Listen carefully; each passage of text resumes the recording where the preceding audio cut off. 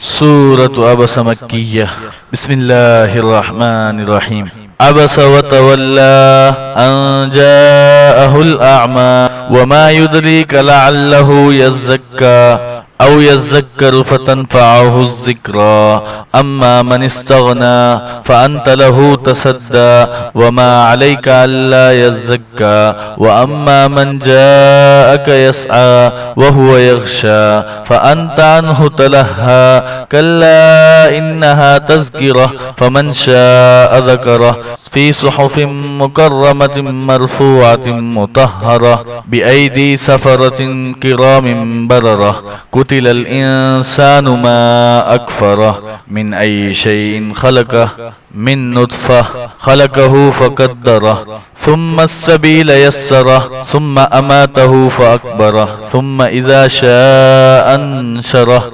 كلا لما يكزي ما أمره فلينظر الإنسان إلى طعامه أنا سببنا الماء سبا ثم شققنا الأرض شقا فأنبتنا فيها حبا وعنبا وكزبا وزيتونا ونخلا وحدائق غلبا وفاكهة وعبا متاعا لكم ولأنعامكم فإذا جاءت الصاخة